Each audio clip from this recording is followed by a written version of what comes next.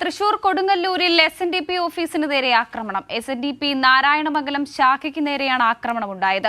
ഓഫീസിൽ സ്ഥാപിച്ചിരുന്ന ഗുരുദേവ ചിത്രം നിലത്തെറിഞ്ഞ് തകർത്ത അക്രമികൾ ഓഫീസിന്റെ ജനൽ ചില്ലുകളും തല്ലി തകർത്തു. വിവരങ്ങളുമായി തൃശൂരിൽ നിന്നും തിയോഫിൻ ചേരുന്നുണ്ട്. തിയോഫിൻ, എന്തിനാണ് ഇത്തരത്തിലൊരു ആക്രമണം നടത്തിയിരിക്കുന്നത്? ഈ പ്രതികളെ പറ്റി എന്തെങ്കിലും വിവരങ്ങൾ ലഭിക്കുന്നുണ്ടോ? അതിന് ആക്രമണത്തിന്റെ കാരണങ്ങളോ മറ്റൊന്നും അറിവായിട്ടില്ല. ഈ SNDP ശാഖയുമായി ബന്ധപ്പെട്ട ഭാരവാഹികൾ രാവിലെ ഓഫീസിലേക്ക് എത്തിയപ്പോഴാണ് ഓഫീസിന്റെ ജനൽ ചില്ല് തകർക്കപ്പെട്ടതായി ആദ്യം കണ്ടെത്തിയത്.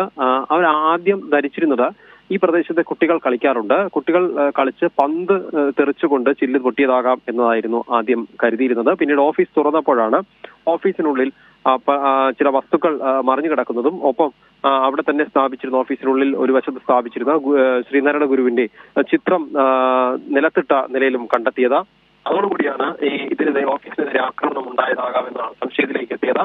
വിവരം പോലീസിനെ അറിയിച്ചിട്ടുണ്ട്. എന്തായാലും ഈ ഓഫീസ് തകർത്ത അക്രമികൾക്ക് നേരെ നടപടി ഉണ്ടാകണം. ഇവർ വലിയ പ്രതിഷേധവും SNDP കൊടുങ്ങല്ലൂർ യൂണിയൻ ഇതുമായി ബന്ധപ്പെട്ട് രേഖപ്പെടുത്തിയിട്ടുണ്ട്. കൊടുങ്ങല്ലൂരിനടുത്ത് പുല്ലൂറ്റ് എന്ന സ്ഥലത്തടുത്താണ് പുല്ലൂറ്റ് ഭാഗത്താണ് നാരായണമംഗലം ശാഖയുള്ളത്. ഈ നാരായണമംഗലം ശാഖയിലാണ് ആക്രമണം ഉണ്ടായത്. സാമൂഹ്യദ്രോഹികളെ കണ്ടെത്തി ഉടൻ തന്നെ ശിക്ഷിക്കണം എന്നും ഈ കൊടുങ്ങല്ലൂർ SNDP യൂണിയൻ ഭാരവാഹികൾ ആവശ്യപ്പെട്ടിട്ടുണ്ട്. സംഭവത്തിൽ കൊടുങ്ങല്ലൂർ പോലീസ് അന്വേഷണം നടത്തുന്നുണ്ട്. അതെ.